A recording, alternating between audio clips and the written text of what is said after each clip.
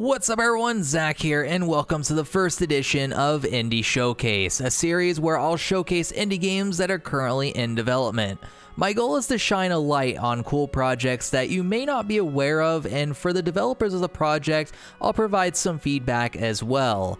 For the first edition, we'll be checking out a Cyberpunk point-and-click adventure game by Insert Disc 22 called Born Punk. This alternative lighthearted take on standard Cyberpunk was successfully kickstarted and also was awarded some grants as well. With a Steam and GOG page already active, if something in this video interests you, click the links down below to wishlist the game. That said, let's go ahead and dive right in.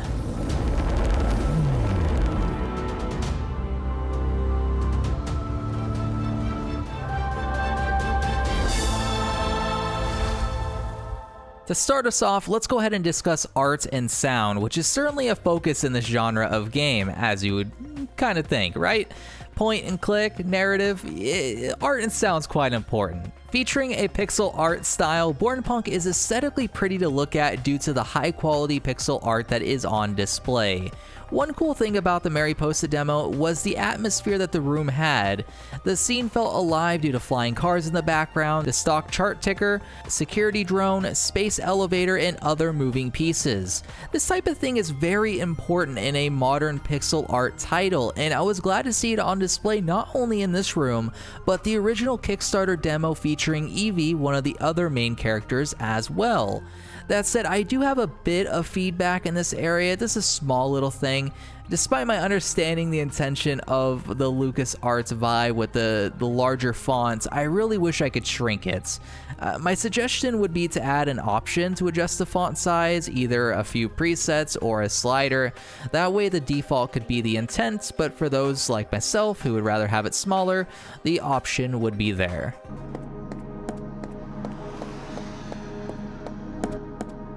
Ma'am, McCain reporting for duty. What seems to be the problem, ma'am? Nothing, guard. Joey, I am sorry, guard. It has been a stressful day. Are you sure, Miss Sotomayor? Something doesn't seem orderly here. Are you under any sort of duress? No, really. Joey, everything is just fine. I am sorry for interrupting your day. You haven't interrupted anything of importance. Let me know if there's anything I can do for you. Thank you, Joey. You can go now. As you wish, miss. As for sound, I touched on it a bit, but the atmosphere of the Mariposa demo is top-notch. Hearing flying cars and other miscellaneous sounds set the mood quite well. The voice acting of Mariposa as well as Joey was well delivered in this demo, and what I saw of the Evie Kickstarter demo, it was well delivered there too. While it's hard to say if every bit of dialogue in Born Punk will be this high quality, having two demos that are punching above other games with larger budgets is a very, very good sign.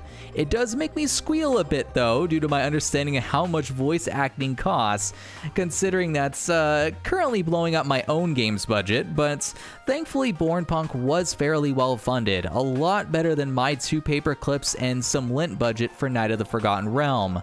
My one bit of feedback in this area does come down to the atmosphere soundscape, and it's a very small thing, but considering I was in the room for over 20 minutes, and I think a lot of people will be, I think the general range that was mentioned is around 15 to 45 minutes just for this one room, I did notice it seemingly loop once or twice.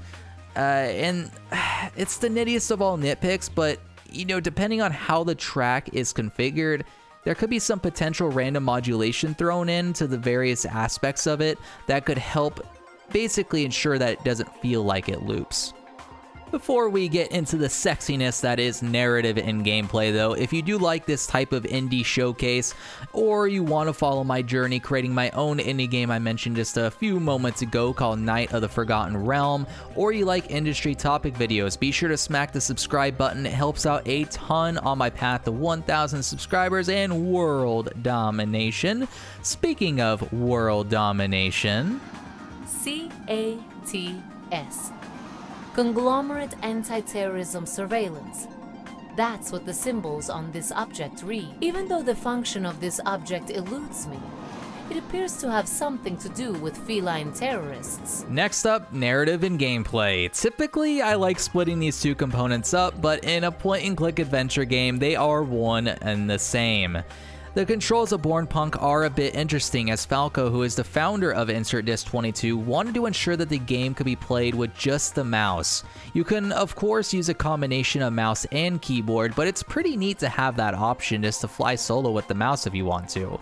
It's a typical point-and-click game, so left-click is interact, right-click is investigate, space or holding down left-click opens up an investigation UI that highlights the many interactables. There's a ton of them. Scroll up is inventory, scroll down is the codecs, and I'm not quite sure if there will be a settings menu yet, but I assume there will be, but for now you can view the controls by pressing H on the keyboard. What you'll notice right away is, as I mentioned previously, there's a ton of stuff to investigate in Born Punk, and that is underselling it. Each item has a set of dialogue, and some of them provide backstory, progress the plot, or they're just hilarious. Some items are also interactable and are utilized in puzzles or for other various activities, and in the Mariposa demo, there was a few puzzles to unravel, and the final game will ease you in there a bit. What's crazy about this whole demo is you could easily spend 40 minutes or longer just in this one room. Let me repeat that, 40 minutes in one area, and the game has many. How Insert Disc 22 didn't go bankrupt getting all this high quality voice work together and the high quality pixel art as well is an impressive feat for an indie developer. That cannot be said any lighter. It's impressive. That said, it goes without saying that this is not a modern point-and-click adventure game, since it's more retro-inspired from the likes of Monkey Island and Beneath the Steel Sky. So it has a bit more of a retro feel, but in a good way. Where some point-and-click games have turned somewhat into quick-time event games, Born Punk goes back to the genre's roots, and that's refreshing. Are these dead life forms? How barbaric to put them on display like that. I am not putting dead life forms on display, Madre Dios. These are apples. Giving your victims a name doesn't make this display any more ethical, host. Overall, I'm a proud backer of this project, and being able to demo it and showcase the project to you all has been an absolute pleasure. If you are even slightly interested in what you just saw, be sure to toss the project a wishlist on Steam, or if GOG is your fave platform, go check it out there as well. Right now, there is no planned release date, but keep it locked on Insert Disc 22's Twitter for updates, all of which I just mentioned is linked down in the description of this video.